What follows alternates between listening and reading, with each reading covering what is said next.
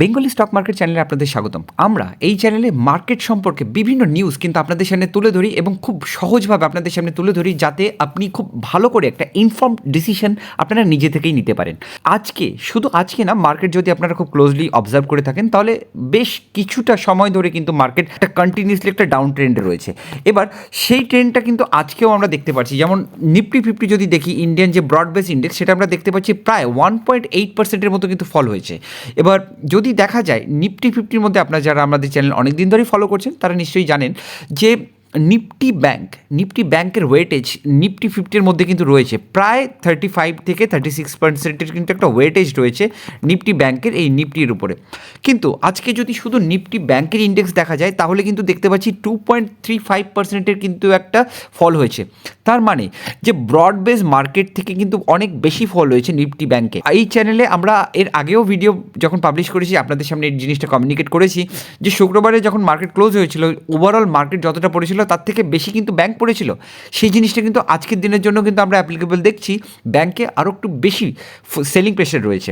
এবার শুধু Indian market কেন, এবার ইন্ডিয়ান মার্কেটের যে ইনফরমেশনটা আপনাদের দিলাম এটা কিন্তু মানডের ইনফরমেশন, মানে সোমবার আজকে যখন মার্কেট ওপেন হয়েছে এই ইনফরমেশন যে ডাউ জোন্স এবং S&P 500 এর জিনিসটা যেটা দেখছেন এটা কিন্তু ইউএসের মার্কেট, এবং ইউএসের মার্কেট এটা কিন্তু ফ্রাইডেতে শুক্রবারে যে মার্কেটের যেরকম অবস্থা ছিল সেটা কিন্তু এখানে আসে। এখনও কিন্তু যখন আমরা ভিডিও রেকর্ড করছি ইউএসের মার্কেট এখনও খোলেনি। এবার আমরা দেখতে পাচ্ছি যে ইউএসের মার্কেটটা শুক্রবারে যখন বন্ধ ছিল তখন কিন্তু বেশ খানিকটা ফলে হয়েছে। সেই ফলের প্রেশারটা কিন্তু আমরা আজকে ইন্ডিয়ান মার্কেট যখন খুলেছিল তখনও সেটা দেখতে পেরেছি।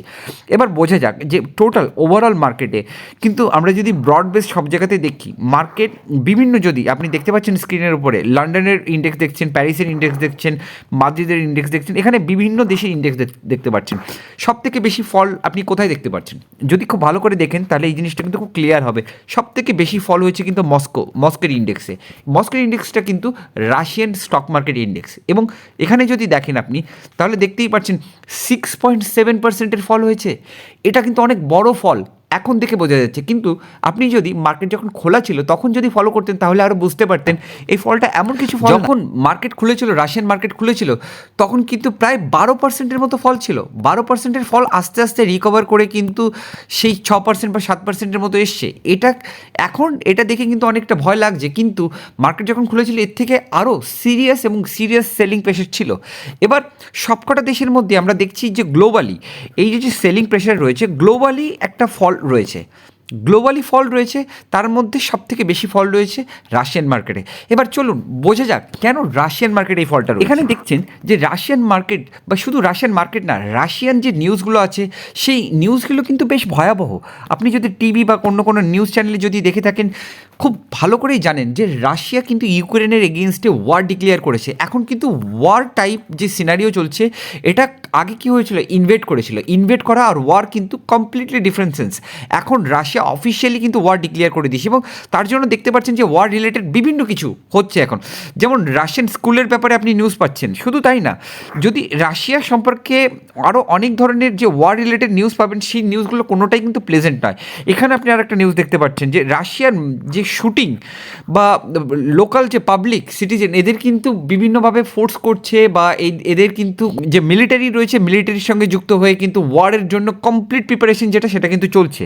তারপরে আমরা দেখতে পাচ্ছি যে নিউক্লিয়ার পাওয়ার, হ্যাঁ আপনি ঠিক শুনছেন, যে নিউক্লিয়ার পাওয়ার নিয়েও কিন্তু অনেকটা টেনশন চলছে।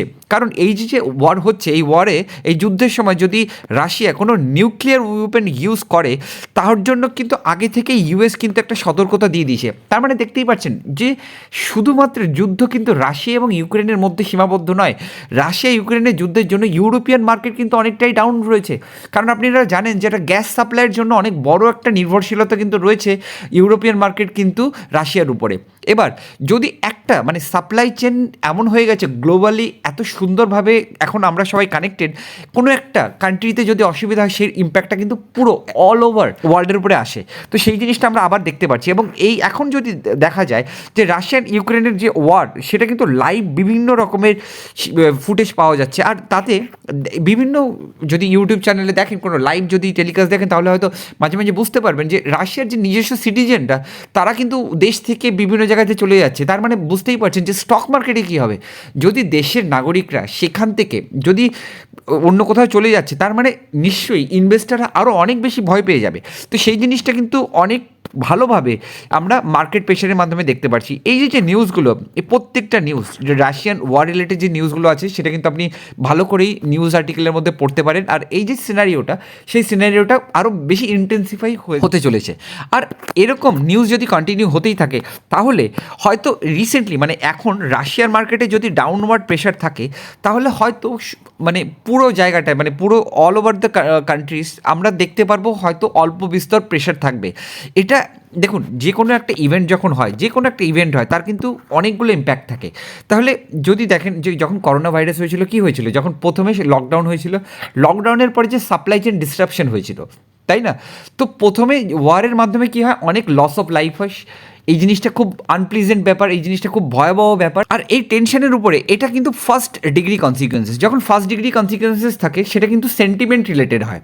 এর পরের যে অ্যাকচুয়াল ইম্প্যাক্টটা হয়, সেই ইম্প্যাক্টটা কিন্তু হবে supply chain related. Supply chain related যে ইস্যুগুলো আসবে, সেই জিনিসগুলো কিন্তু আরও পরে দেখা যাবে। তো এই ওয়ারটা দেখা যাক যে কেমনভাবে ইন্টেন্সিফাই করে, আর ওয়ারের উপরে ডিপেন্ড করে হবে যে মার্কেট কীভাবে চলবে। তো এখন কিন্তু কমপ্লিট আনসার্টিনিটি কিন্তু মার্কেটে আমরা দেখতে পাচ্ছি। তো এরকম আনসার্টিনিটির মধ্যে সবথেকে গুরুত্বপূর্ণ হয় যদি আপনি যে ট্রেডগুলো করেন, যে শর্ট টার্ম ট্রেডগুলো করেন, সেই ট্রেডগুলোকে খুব সাবধানে করবেন। কি হয়, মার্কেট মুভমেন্ট আমরা দেখতে পাচ্ছি, মার্কেট কখনো আপ হচ্ছে, দিনে অনেকটা ফল হচ্ছে, তারপরে সাপোর্টে আবার মুভ করছে।